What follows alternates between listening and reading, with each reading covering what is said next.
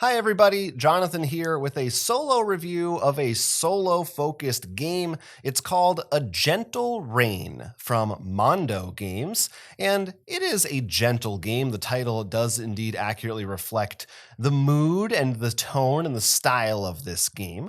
It's very simple, comes in a little small box, and primarily what you're going to be working with is a stack of lake tiles. And you are going to have these shuffled randomly into a pile just like this, and one of them is going to start off on the field as your starting tile. And on your turn, you are going to draw the top tile of the stack and try to match it in a way such that one of these blossom images here matches one of the blossoms on the side. So in this instance, you could place this like that because those two purple edges align and create one piece. You can see over here we have these blossom tokens, and there are 8 different ones that align to 8 different types of blossom patterns that you'll find on all the tiles in these stacks. Now, if you cannot match, which is pretty unlikely this early in the game, but it could happen at some point, then you just discard that tile, you don't get to place it, and you draw again. And that's how the game works overall. You keep on drawing tiles,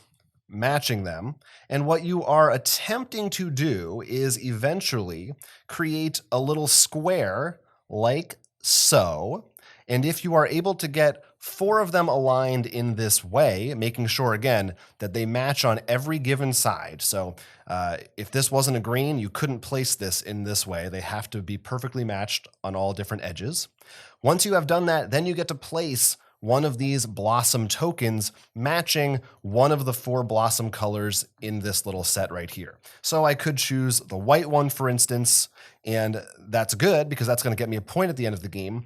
But you have to be careful because you only have one of each color. So you just need to keep in mind that as you go, you might be running out of these, and later on you might wish that you had that white blossom token still to place, but you won't have it anymore. So that's just a little thing you need to keep track of.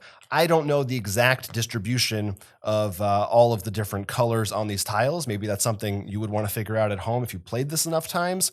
But there will come a point where probably you cannot match any more of them. You are unable to place any more of your blossom tokens, and the game will end. The way it is scored is you'll get 1 point for each of these blossoms that you've placed. So if you manage to place all of them, that's 8 points. And you get an extra point for every tile in the stack left over that you didn't place. So I believe in the rulebook they say it's a maximum of 21 points as possible, but that's going to be very difficult to get because there's a lot of randomness involved in not knowing exactly which ones are going to come out when. You have to get really lucky with what's coming out in order to get a perfect score, I think. And this game, as you can see, it's very simple. That's all there is to it. Draw a tile, match it as best you can until you run out of space or run out of blossom tokens, in which case you also win the game that way. They present it as kind of a Zen-like activity in the rulebook. I mean, the first thing that you see is this message to take a deep breath and relax, and they tell you to brew up a cup of tea and kind of zone out. And I think that the game does that pretty successfully. I did get kind of that Zen-like experience a little bit while playing it. It is kind of relaxing because it's so simple.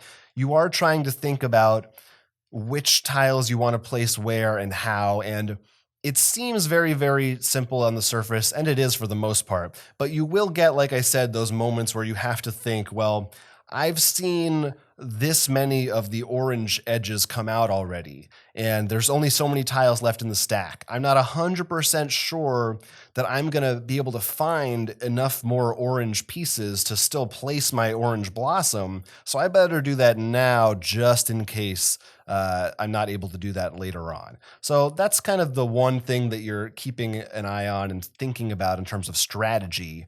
And I guess the more you play, like I said, maybe you come up with a memorization of, oh, I know there's exactly this many orange sides, so I can really calculate what's left. But I don't think you're meant to do that in this game. I don't think that's was the idea behind it. I think you're just supposed to kind of zone out and see, hey, this is how many points I got in this game. But the real joy of it was the journey, was the friends that we made along the way.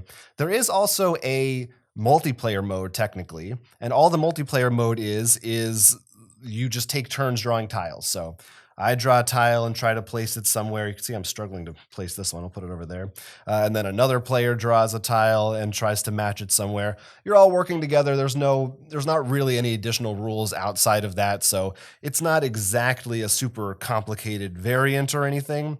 I think maybe this one I can't place. Oh no, there we go. There's a spot for it. And you can see it can also get tricky because like right now, if I want to fill in this spot, I need to find something that matches all three of these colors on those exact three sides. So you have to be careful and try to not leave any spots like that until late in the game, because it's going to be a lot harder to fill that and get a better score. So I think that as a solo game, if you like something that is very simple and that has this, you create this nice little tableau by the end of the game. Win or lose, you have kind of a pretty picture to look at, and these tokens here are nice. They're thick. They're satisfying to click into place in those little spots. This is illegal. That's just for demonstration. So it's something that after you're finished playing, you're going to have a nice little picture here that, again, I think is appropriate for this kind of calming atmosphere, this soothing gameplay style that they're trying to present. Crits and misses for A Gentle Rain. Crits.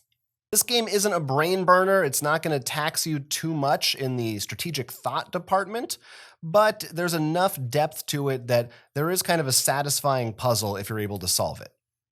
You may not brew a cup of tea or take a deep meditative breath as the game instructions suggest, but nonetheless, I do think that this game succeeds at providing a Zen-like calming experience if you're willing to get into it and put some of the stressful thoughts in your mind away while you play it. Misses. The stack of tiles is totally random, and you're not going to be able to perfectly calculate your odds and solve the puzzle as efficiently as you might like. I kind of enjoy that aspect because it means there's replay value and you have to kind of play around what the tiles are going to be. But if you are the kind of person who likes a puzzle where you can get perfect information potentially and really think things out in advance and be sure that it's going to work for you or not work for you, this might not be the experience that you want. It's not a super hardcore kind of game. It's more of a casual, gentle experience. If you're looking for something that is maybe a little more of an activity than it is like a traditional game, then I think this is something that might interest you, especially, of course, if you want to do a solo play game. I didn't try it with multiple people, but like I said, there's no real difference. So maybe you have 2 or 3 friends that you would enjoy taking turns working on the puzzle together with. I could see this is the kind of thing that you just casually have around the table. You're just chatting, and every once in a while, you place a piece and see how that goes for you. It could be that kind of relaxing experience, or just for yourself, if you just want something to do, maybe you put a podcast on or some light music in the background while you're trying to solve this puzzle. It does take up a decent amount of table space once you've have your pieces sprawling in different directions. So it's not the kind of thing that you could take on a train or a plane to enjoy. But if you've got a nice spot at home where you just want to do a little bit of relaxing, I think this is a really cute game. The art is very simple. It's just these blossoms, these pictures, and this lake, but it works. It's effective, and everything fits together the way you would want it to. There's not much to complain about because the game is pretty small and just, I think, does exactly what it sets out to do.